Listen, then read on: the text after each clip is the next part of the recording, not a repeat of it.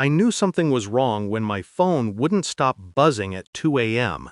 Messages from my sister, all in caps, all dripping with disbelief.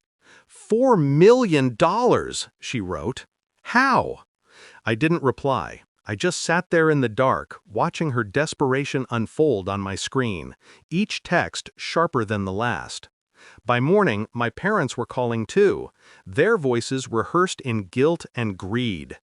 That's when I realized the secret wasn't mine to protect anymore. It was theirs.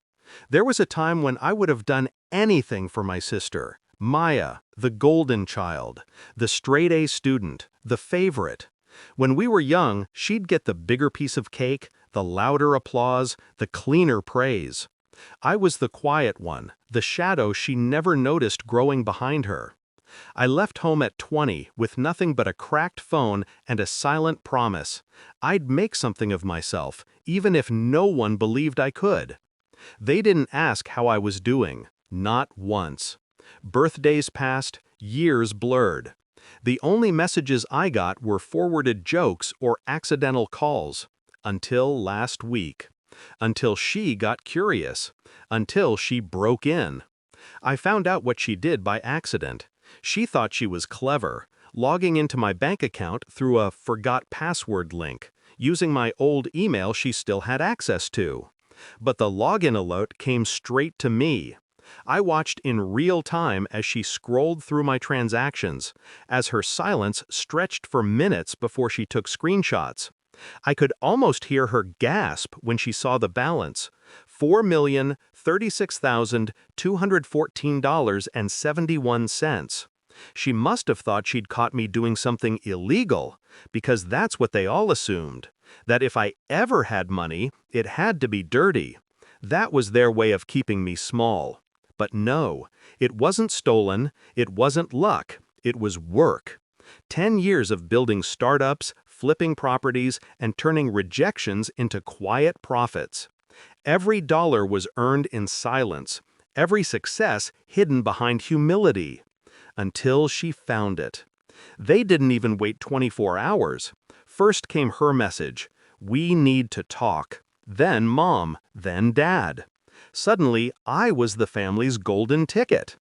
"Maya told us you've done well," Dad said, voice trembling with false warmth. "We're drowning in debt. You should help. You should help." Not, "We're proud of you," not, "We're sorry for never believing in you," just, "You owe us."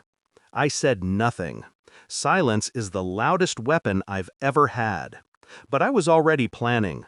I knew they'd come crawling. I knew guilt would be their language of choice. So I set a stage for them, quietly, deliberately. I let them believe I'd gone soft. I told Maya to visit, said we'd talk in person. When she arrived, she came dressed like success. Designer shoes, fake smiles, and that arrogant perfume she wore when she felt untouchable. I welcomed her into my apartment. Minimalist, clean, not a single luxury item in sight. Let her think the money was hidden somewhere else.